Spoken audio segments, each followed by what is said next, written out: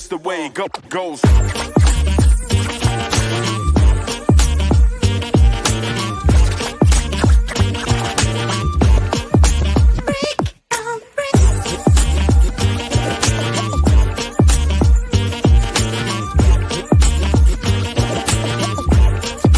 Just the way it goes.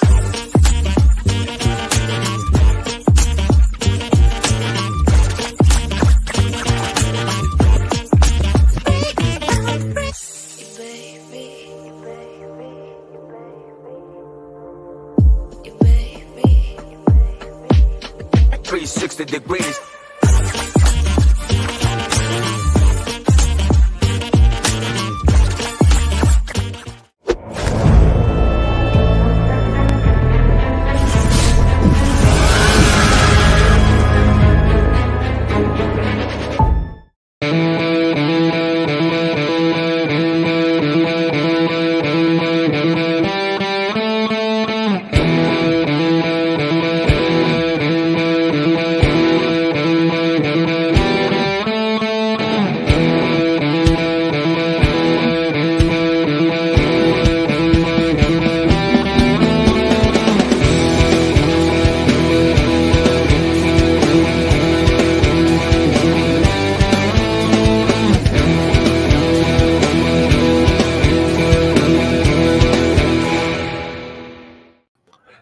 Everybody, it is me, and I am here tonight as the host of the Hookup on Music.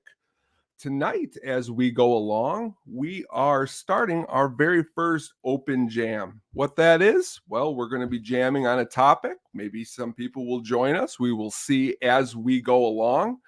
Tonight's topic happens to be albums of 2023. So there are lots and lots of albums that came out in 2023. We're going to see how many we can cover while we are together here tonight. But I do appreciate you joining either live or if you're listening to the stream. I do appreciate it.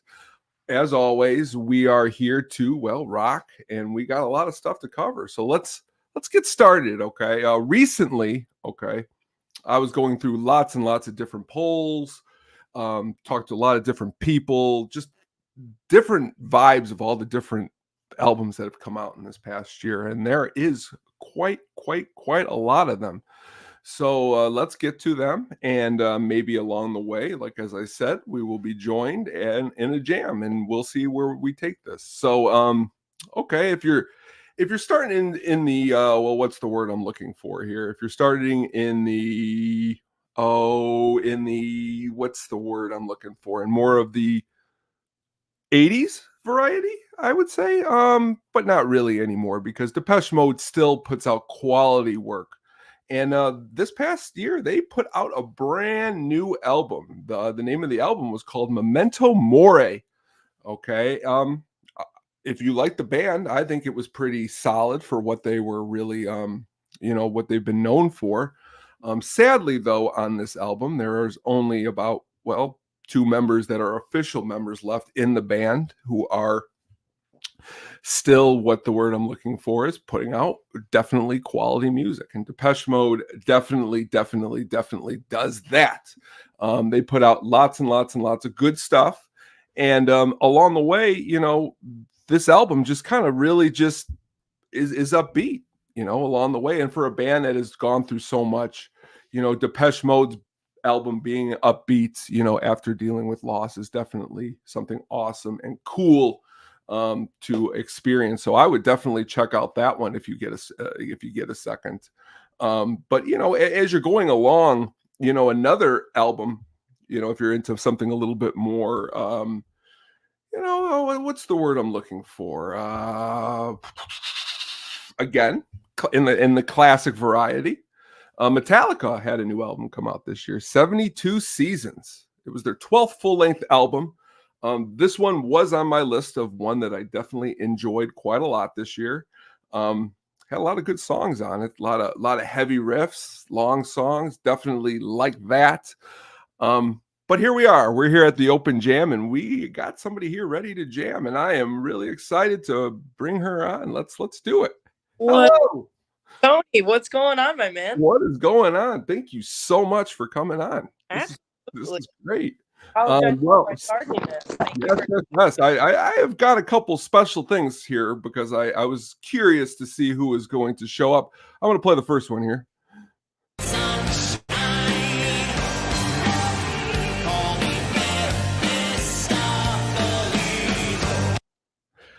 Now, before I go any further, I can't say enough. From afar, when you came on the very first time, you were talking about seeing all these shows.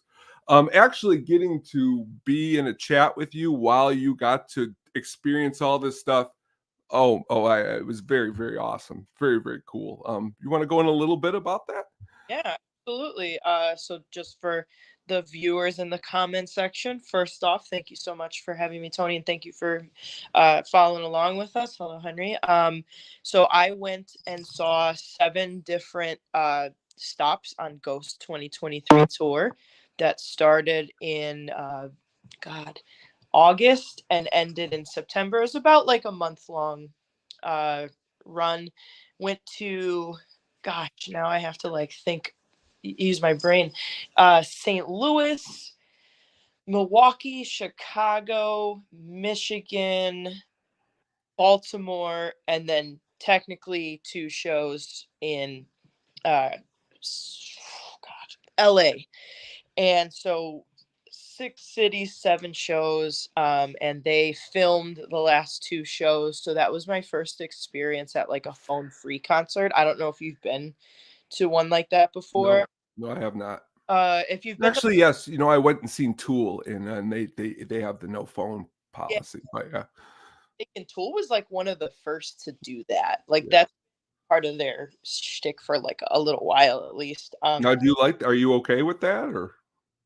Yeah, to be honest with you, it really kind of brings out like the desire to just experience the show, being, more online than, some other people. I tend to be kind of focused on getting some pictures in and video and stuff. And then, like everybody else, I never look at them again after I post them on social media. So this allowed me to be really in the moment. um I think it would have been nice to the way that for this past tour, what Ghost did is they had like they called it their Imperium Lounge. And so you got to do with this VIP experience, essentially like you got to go into this very, very large tent, and then it had just a bunch of different costumes and different aspects of shows from past events. So like for example, when Papa threw out that first pitch Mhm. 22, that uniform was there on Oh, display. that's cool. That so for the LA shows, I think they could have been better about the timing of when they put the phone in the little pouch, because in that tent area you couldn't take any pictures or anything. Oh, Uh, so you can even take pictures of that stuff. Oh, yeah, so like on at all the other shows you were able to. oh, okay, gotcha. For some reason they just decided to have that before you went in. Not really something I cared about because again I had already experienced it. But for people who this was their only show, this was something like brand new for them. Maybe they were seeing ghosts for the first time. Like I can understand how that could be a problem. But like it's nice being, and I Tony, you don't. I would imagine you don't personally experience, but being shorter, it's not up like being the like whole one's arms as they're holding their phone up for something. Oh, So oh, that would be nice. I would like to see that a little bit more at future shows, but like it's so like having your phone out at a show is so ingrained now in society that like I think it would be a pretty big step for a lot of people. Plus, it's free endorsement and marketing for a lot. yeah, So like that's true. they know what they're getting into. That's true. I've always been somebody at concerts, and of course, you're right. I have a guilt thing where, like, if you were behind me, I'd be like, "Are you okay? Are you?" Where I watch people, and they're just like, and you're like, "Excuse me, you can move over a little bit." Every very for themselves and like for what it's worth, go experiencing a ghost show now is very different just because their song Mariana Cross brought in like a newer generation Mhm. of fans, and there's a lot of younger people. Some people were, this was their first ever show, and so they don't necessarily understand the etiquette. It's neither here nor there, but to your point, there's a lot of like, I don't want to say selfishness, but a lack of like awareness of just what's going on around them. Mm, But that's definitely not unique to Ghost, no, unfortunately. No. Thing I quite a bit. When you go to like 700 of their shows, you start to see a little pattern. So That's true. That's definitely true. And speaking of new music, they put out some new music this last year. The cover album, right? That yeah, was yeah. covered there. I know the song names, but admittedly, I don't know all the artists. But I know they have a Grammy nomination for their Iron Maiden cover, that Phantom of the Opera, and Yeah. then but their cover of Jesus He Knows Me, in my opinion, was like their best cover. That's the one they came out with, or it got released on Easter. Like they knew exactly what they were doing. Especially Genesis is such a good band. Like whether you're, a Peter Gabriel fan or, Phil Collins, like there's something for everybody, I feel like, in like across the board with everything. But that cover specifically is, I think, for Ghost, just it brings out like a sound within that song that it needed to have, and not just because it's Ghost. Like it's just Oh. that song, you can feel like the jabs at religion a lot in that song, and just the way Mhm. that it plays out in it. Just I think it's a really good marriage. I've always been a big fan of. I mean, sadly I can remember I think being 10 or 8 or 9 when the actual real video was on MTV, and then not really listening to it a lot in the last 20 years. I listen to a lot of Genesis, but that one I kind of don't listen to a lot. And then to see them pick it out of the catalog, like you said, and it fits exactly perfect and I thought it sounded great too. Yeah, I think for what it's worth, like Tobias Forge does in the video too. Tobias Forge has like a very extensive interest in music, and so like he doesn't need a pat on the back from me or anything like that. But the influences are very prevalent in his music, but there's definitely a lot of like, even in Brian's comment, we don't need another hero. Like the choice to cover Whitney Houston and stuff Yeah. like just shows the broad array of like his interests, and then more importantly, like his vocal range, Mhm. which I think has definitely evolved over time. If like at the beginning, there's definitely a lot of like Blue Oyster Cult and very like doom metally sound to it, but then as you graduate out, like sure it's radio friendly, but there's a lot of songs in there that show that range and the different styles of music. So I think it's getting to be for a little bit for everybody, which I think is great. And I'm glad so many people have made the decision to listen to them, not just because they're my favorite band, because like for a long time their image, I think, kind of kept people from being interested in them, and understandable. Like that kind of stuff in music is not for like everybody, but once they took a listen, like I can think of at least 5 different people that decided to latch onto them after Yeah. seeing my posts and stuff. And it's just great because it's like everybody, like the more music you can listen to, the better. There's certainly nothing gatekeepy that needs to be happening about music. Like if you like a band, I want to hear about it, and Yeah. that's why I think this show's so great, especially because you just talk about all the different things, and then suddenly you're checking out a band that you didn't know about. Yeah. Well, Great. you could start in any band at any period. So take Genesis, like you brought it. You could start at Phil Collins, like pretty much like I did, and work your way backwards. I knew who Peter Gabriel and all the solo stuff, but then you're like broad range, just like Ghost. Now I'll know everything going forward, and now I work backwards and listen to it all. That's why I kind of like come in like that. I like that, and it seems you do a lot of that same too. You're musical. You like a lot of different stuff. Like Yeah, I'm actually having this discussion with one of my coworkers today, just about like, because I'm sure you ask this question a lot, rather, being with this type of show, like, oh, what kind of music do you listen to? yeah, And you 9 times out of 10, I'm gonna guess you get the answer of, oh, I listen to a little bit of everything. When like realistically, Mhm. respectfully, they don't. Yeah. Oh, that's true. Yeah, yeah, yeah, Yeah, yeah.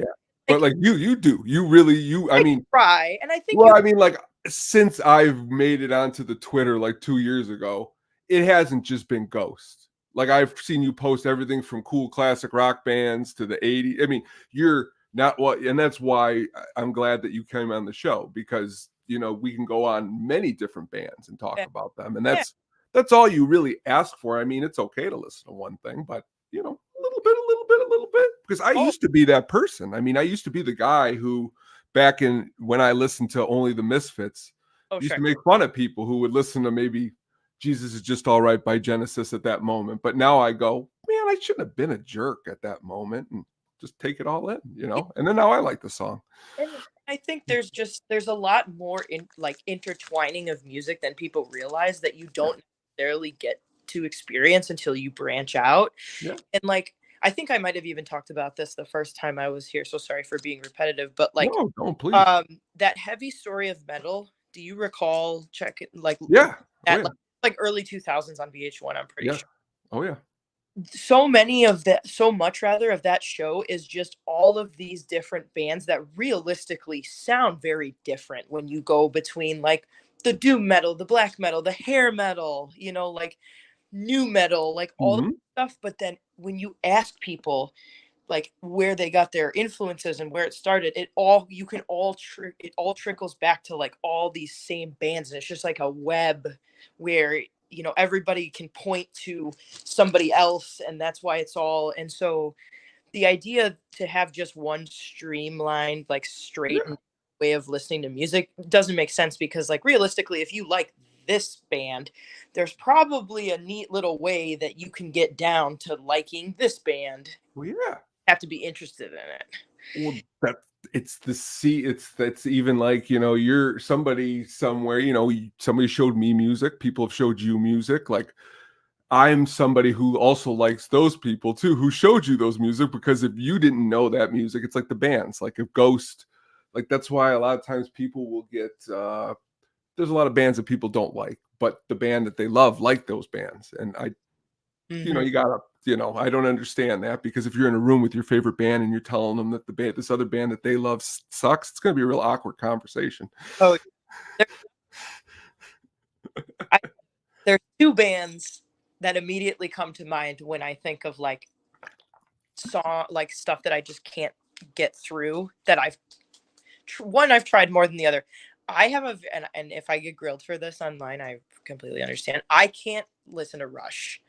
I know, I've seen the post. Yep, Geddy Lee. And you got to know, and I want to be honest with you, if you go through any one of the Hook on our posts and you see a Rush post, I know that there's somewhere that you're cringing, and that's okay. And you know what? Absolutely. That's what I respect you for, because it's okay to have a musical opinion. Listen to me, my father-in-law, we've gotten in screaming matches about Rush, and I get it. His voice turns, I don't know if that's what it is, but some people. That's exactly what it is. The music. The voice. Yeah, it's great. His voice. But then just his voice. And then somebody I saw on the internet earlier, of course, somebody said that Coheed and Cambria is just Rush for that genre. And I think that's hysterical. And that's so true because of that voice. And don't get me wrong, there's a difference between, hey, I tried this band out, it's just not for me, I'm not, I respect what they do, and just being they're terrible. I and trying to put down the people that like them. There you go. There, you just solved the musical equilibrium right there. That's it. The easiest way to go about it, in my opinion, is once you kind of turn your internal narrative from I need to show people why this sucks to I just need you to know I'm not the intended audience. Yeah. Just make things easier, because who the fuck am I to tell somebody that the music they like is shit? And you've said this, and I 1,000,000% agree. Yeah, I went and saw at Bottom Lounge. It was my last concert of 2023. I don't regret going, because I went with some of my really good friends, and I love them and I appreciate them. I learned that night that we definitely have a different taste in music. So, but I'm going to let them embrace it. I saw a band called I Fight Dragons. I'm not sure. I've heard. Yeah. Oh yeah. Really not my scene. I guess the best way that I can put it for people watching at home, if they've never listened to them, it's kind of like rock for Nintendo. Yes, that's exactly. That's stuff. Yeah. That's not. It's not for me. No, and a lot of songs kind of led into, I believe, I can't remember if I wrote the article in my head or if I actually put it out. I think I did put it out. One of the Penguin's articles about music needs to stop being feel good. Yes, you did. Great article. Music by itself in its own nature has an endorphin rush it provides you. So there's no reason, in my opinion, for some like million like person sitting on a stack of money at home to be like, it's gonna be okay. Yeah, no. Don't worry. Like Pharrell, if I hear that happy song again, I think it got because of that Despicable Me movie. No, But I was just like, oh man, I can't do it. But you went to some concerts this year or in 2020. yeah. Yeah, actually, I got a clip right here of one of them that I think you're really going to appreciate here. Let me pull it up.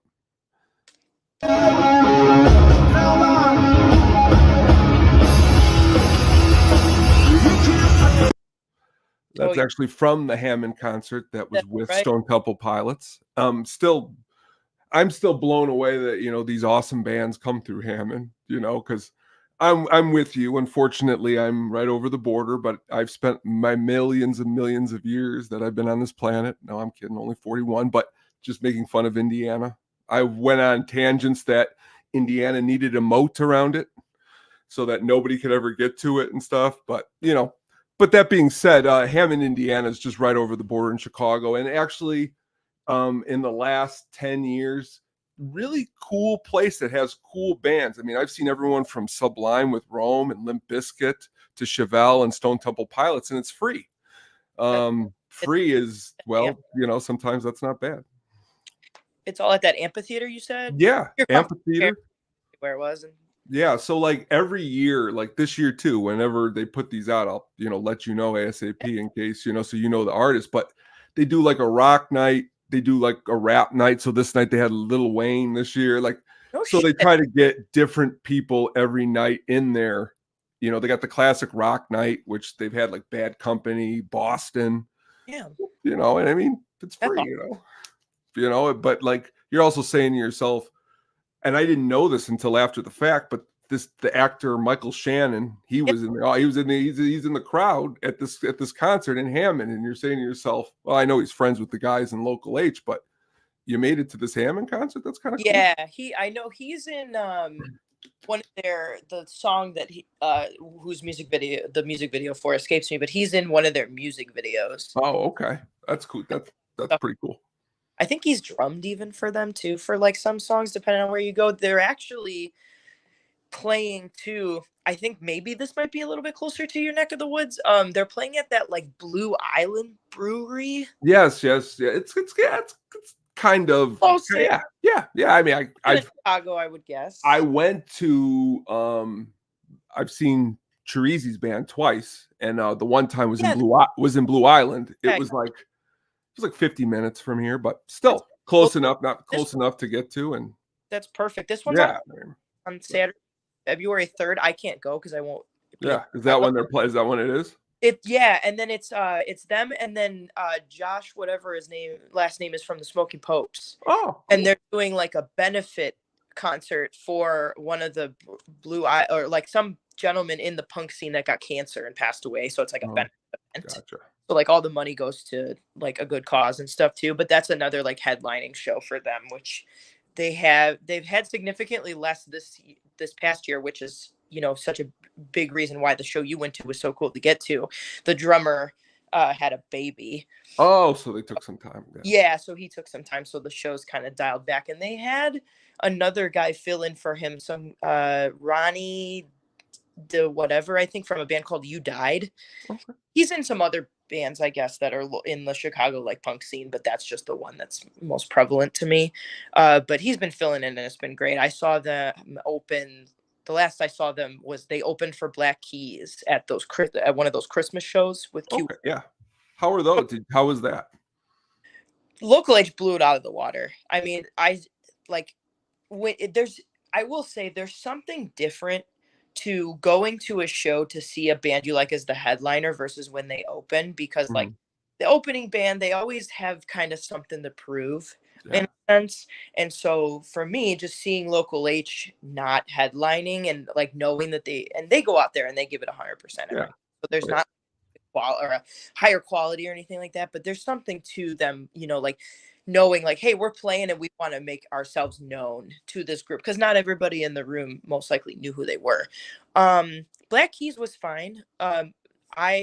my friend is a much bigger fan of them than I am. And so I have to be in the mood for their music. They're not something that I can just kind of turn on whenever. They do Mhm. have, such a broad music collection that like there's something I think in there for everybody. I'm glad I saw them is, just the Now, pick. was there would you say a down vibe from like the loudness and banging of like local H to like the bluesiness and Yeah, and that could tie, I get that, I get, that yeah, would definitely definitely wasn't prevalent in the crowd because obviously like most there. crowd Yeah, was yeah, and, like this yeah. was in my opinion the best show on the The like tour, yeah. of the 4 days. But yeah, in terms of like the tempo and just like how you're vibing, it definitely is like a trickle down. Not in quality, not in anything other than like you said, you're going from this high level loud rock to like this more like mid-range kind of sound with slower beats and stuff like that, but still like very good for what they do, very good. And like I like that it was, this like duo kind of night because I know that there's other instruments involved, like Yeah, obviously he's stuff, but it's primarily just the two guys. yeah, the main 2. Yeah, so I think that was cool, this like duo night. Did you, go to any of the other nights, or was that the only one you went to? So I did actually go to night 4 with Marge, shout out Marge. And we saw the Gaslight Anthem and they sucked. Like, let me backtrack because I'm condescending from my own words earlier. They're not Yeah, yeah, please do. not for me. Never. If the crowd liked them, I'm very happy for them. Not somebody that I would go out of my way to see. I got the tickets were free. I won Okay. like one of Q101's like events and they picked Oh, them. oh, free is good for, like we said. You're gonna check out anybody. And then Young the Giant is cool. I've been a fan of them for a few years. I don't listen to them like a ton, but they've got like Cough Syrup and Mind Over Matter and like some of those songs. So like the hits are pretty good. They're not a band they're like definitely a more like lower tempo kind of band. Well, since you brought them up, I had a video ready. Here they are.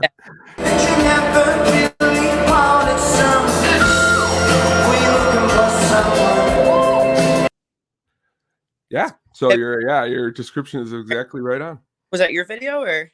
No, that was a yes from Indianapolis a couple years ago. I've seen them a couple times.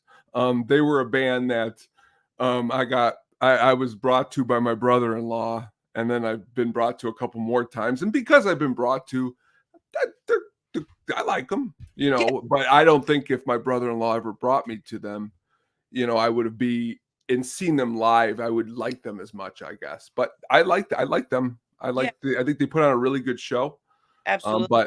But better than what I've heard from the Gaslight Anthem. I've listened to them too, and I get what you're saying on that front. To like not necessarily on the same like wavelength of like Yeah. type music either. Like I get No. it all like just Q101 and like what they Yeah. stuff. No shame in that. But yeah, just and it's weird too, like with music because I would put like Young the Giant in the same family. They're not like brother sister, but they're in the same family with like Fits and the Tantrums. Yeah. And Fits and the Tantrums is one of my favorite bands. They Yeah. are probably like my second or third favorite band. I've seen them like 10 plus times. Their music quality has dipped substantially in the past like 2 albums. That kind of goes back They into have. of But feel those good first stuff. couple albums, they started Oh, off so as soon as I first heard Money Grabber, I mean, it was these guys. I could hear that they have something, but oh, the last couple albums haven't had those same kind of, there might be a couple tracks, but it's not as a whole. I yeah, was it's just more like radio friendly, which don't get me wrong, everybody like make yeah, your yeah, there like radio friendly, way more pop yeah, of a stark difference from like the bluesy, romancy, like what they were. kind of stuff that they had, in their first few albums, especially. And so I really would like them to get back to the roots that they had. Their drummer recently left to go. He like teaches now at some Oh, university, and so like the quality has kind of dipped a little bit since he left. But I'd really like to see them get back to their roots because that's what they're so good at. yeah. But Who am I to tell somebody like, hey, do something? That's true. And that's you brought up earlier, how Q101. I've been to a Twisted Christmas. It was 3-4 years ago. It was Queens of the Stone Age, and then it was Run the Jewels. I was at So, that. were you at that show too? Look show. at that. Look at that. That's why I love it. This is an open jam. We happen to be at the same place. Pretty But that was good. two different bands, sounding, but I thought they both sounded good. For me that night, they sounded okay. What did you think? No, I think you're absolutely right, and I think it's definitely kind of what goes into Riot Fest does a good job of this, in my opinion, of We like do. having a punk rock scene and then like rap to go along with it. Mhm. For some reason, those two, as different as they are, they run together so well. Yeah. Like just, I think this past year, it was like Insane Clown Posse. I don't like really know exactly what genre you would put them in, No. but like Coolio was there last year, R.I.P. Coolio, and then Ice Cube's been there, and then Run the Jewels headlined one year. So like for some reason that like they like this running together of rap and rock and like punk and all that is really cool. So I They definitely really do a great job of mixing it all together. Like to me, when I think putting a fest together, because you do got your Foo Fighters and your Queens of the Stone Age, but then you got your Descendants and then you, like you said, your Ice Cube. You got it all mixed, and you get to see it all, and for a really good price too. When you look at other festival prices, oh it's not yeah. bad. Yeah, I bought my ticket early bird for later this year and it was $200, like $250 with taxes. Like that's fantastic. That is Yeah, that's really not bad at all. no, it really is Not bad at all. that I've seen for like some of these 4-day, like these rockabilia ones they used to do and stuff like that. Though I did hear, speaking of festivals, I did hear on the radio the other day that Sharon Osbourne is not opposed to restarting Ozfest. And I've never been to Ozfest. My brother has, but that is definitely a bucket list thing for me. If Ozzy doesn't play, to be honest, I don't think he should. No, I don't. I don't. From what I gather, I don't know how much. Maybe a one-off performance, but I don't know of a tour like Ozfest would probably go. I definitely don't think he's capable of that.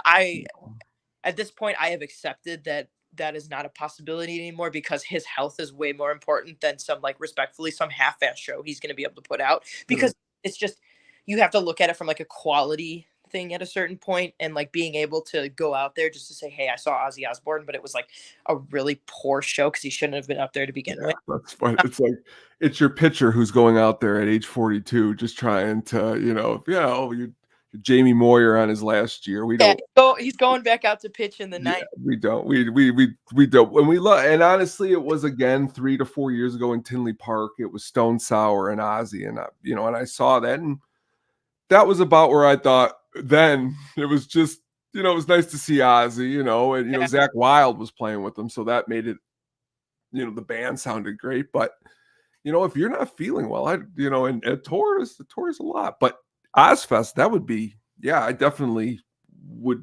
It would be cool for you to be able to experience an Ozfest, because I went 97, 98, 99, and 2001. And it was like literally my shaping of heavy metal in my whole entire youth and life. And it's still what drives me. And that's what keeps me into that whole entire category still, is that I could still say, I mean, I went 10 years, all these metal shows, and seen Fear Factory 8 times. And I see they're coming with Machine Head. I've seen Machine Head 6 times. I'm like, Hell yeah. I might go see these guys again. It's been 15 years. That would be kind of cool. But that's how I am. I never feel like you should shut a musical door either.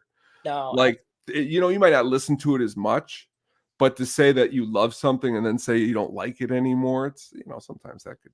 Yeah, like you can grow out of it, but like Yeah, you could. pretend, You could. to your point, to pretend like that was nothing you ever liked at any point, and talk about how it shape you, goes back to our conversation earlier. How you got to the music you listen to today is because of those bands you don't like anymore. It's like a domino effect. In one way or another, it all trickles back to what you started with. And so like to just pull dominoes out from the pile and pretend it didn't happen is just own it. Yeah. This year I'm going to a few more like harder shows than I used to, or like would have rather in the past. I always butcher their name. It's actually the name of like some person, like Kublai Khan. Yes, yes, yes. I know what you're talking, because I actually sit there with that name sometimes too to myself, and I'm like, Kubla Khan? Kubla Khan? Yeah, That's yeah, that's it. Yeah. I say it out loud and I feel like an idiot. Yes. No, no, you're not. I do the same thing. You're not So wrong. they're actually headlining at Metro, and Hmm, that seems like a good venue for that type mhm, of music. And then Amon Amarth is the band that Rose mhm. opened for Ghost on their Those tour. guys have an awesome stage set, Ab- especially on that Ghost tour. That looked really yeah, cool. and they kind of use that as like a gauge of if they should do a headlining tour, and Uh-huh. they are. So like they're Oh, not awesome. sure, but they're going to Madison. There's a really nice venue up in Madison. It's called the Sylvie. Hmm. Just opened up in 2018, and I What's saw the drive like that from where you're at? ours. It's Oh, not too that's not bad. That's no. I mean, bad. Maybe two if you're pressing on the gas, but like 2018 was the first year it opened, and I only know that because when I saw Ghost there, everything leads back to them. That was like the third ever show that they've had at that venue. Like the parking garage wasn't even done yet. It was just but it's a really cool like modern venue. It's got like a top balcony area and then a nice big floor, but then like an elevated, so like the floor is like you walk down steps, and then there's like surrounding it is more areas to sit and stand. okay. Have like a cool bar in the back, and just the vibes are really high there in my opinion. So like Amon Amarth's gonna play, but then another band that's on the bill that I'm excited to see, just to say that I saw them, is Cannibal Corpse. Oh, yes. They are opening for them, and I have never really like listened to them. I don't mind mute like again, we've talked about how listen to all types of music. I have such a hard time understanding what this guy Right. is saying in songs that I just can't get into it. Like Kublai Khan is arguably a harder sound from like an instrument standpoint musically, Yeah. but lyrically he's so much clearer to understand that Oh, it's easier, in my opinion, to like catch on to it. But like I want to hear them sing "I Come Blood" just to say yeah. this song. I'm like, okay, if they were the headliner, I'd be like, all right, we can leave. We're done. Yeah. My introduction to Cannibal Corpse was when I saw Ace Ventura. They're in there for real quick, and Ace goes into like this club and they're playing or whatever, and he dances to, and you can't understand a word he's saying, like you said. But I listen to like Meshuggah. I don't know how to pronounce them. And again, it's again another it's but like I say, I try to listen, like you try to listen. We try to listen to it all. So even going to see something like Cannibal Corpse, it's an experience. It's like The if fucking I had front row seats for all of us Penguins to go see Yanni for like, and he's just like with a violin, I would do it just to see our reactions to what this music is we're listening to. and it's the fucking people, man. Like Yeah. you go to so many different types of shows. The crowd experience is so Have a different. laugh. I could have a real good laugh at some of these shows. Absolutely, and like these people are having the time of their fucking life, and like Oh, that's yeah. exactly what it's about. But like even when I went to that I Fight Dragon show, there Mhm. I also saw earlier this year, because the same group of friends like this music, that Dragon Force band. They do that in Fire and Flames Guitar Hero song, like that hardest song that's like super fast if you're Oh like, yeah.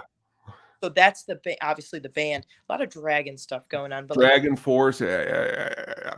similar style of music, and like it's the exact same kind of people, like the nerdy, like soft spoken, like video game folk, and like they are just having the fucking time of their fucking life at this show. Hey, It's like, how can I be mad? Like like that's this. what it really comes down to. It's like Yeah, if you're having a good time, and music is supposed to, make you feel good and feel better. And if this is what the Dragon Force or dragons of whatever. this, like whatever, that that's what's cool Yeah, about for them. music in general.